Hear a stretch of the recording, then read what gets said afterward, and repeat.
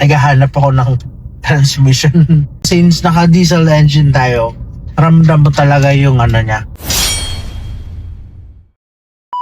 This is 1.5 liter turbocharged diesel engine na Honda CR-V. Napakalakas ng hatak niya kahit 1.5 siya. Tapos naka-diesel siya. Ang lakas ng pwersa niya, oh. Ang ganda pala gamitin ito.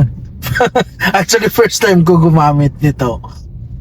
Ang ganda ng display niya, ng panel gauge niya, oh. Lahat na naka-digital. Tapos ito yung malupit, oh, pag nag-signal light ka. Oh, di ba?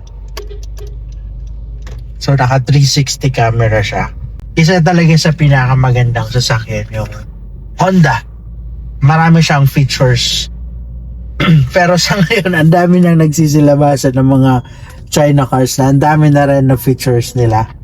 Pero syempre, iba pa rin, iba pa rin kapag Honda yung gamit mo. Mas, para bang sa ngayon kasi mas trusted and reliable siya. Kasi itong mga nagsisipasukan, mga bago pa lang naman sila sa market. But someday, darating at panahon, marireach din na yung ganong standard. Pero ang Honda kasi naka-establish na siya.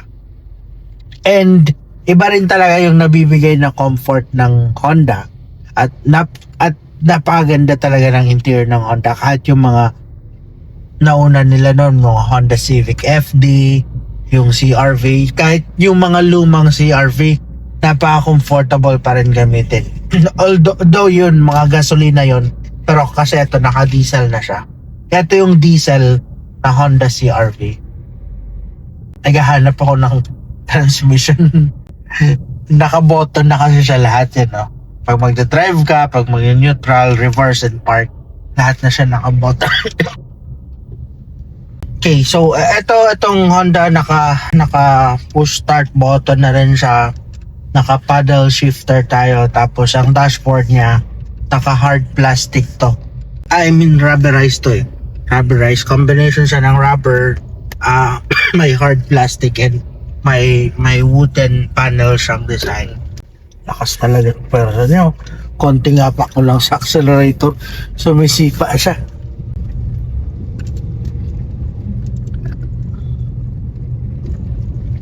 Sisiyo na sisiyo yung mga uphill drive, oh.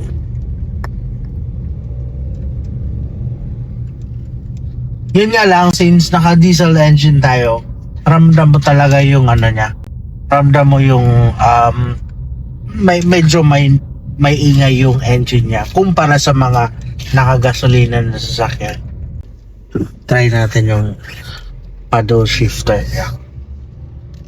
Ganda gamitin. Ang sarap nito kapag nagmamadali ka, tapos ito yung gamit mo, hindi ka lamang bibitinin ito. Okay, so maayos ang driving niya. Very responsive lahat na functions working properly. Accelerator, ang lakas ng power niya. Brakes, okay din, walang inig sa brake sa manibela. Wala din siyang mga vibration, walang inig kahit tumatakbo ka ng mabilis, and wala din siyang kabig. Ang manibela niya very accurate. Paddle shifter working properly, very smooth ang shifting niya.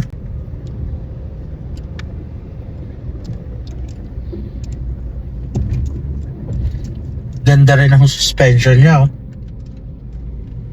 Di mo rin mararamdaman yung alog niya. Tapos kahit sa mga curve lanes, balance siya.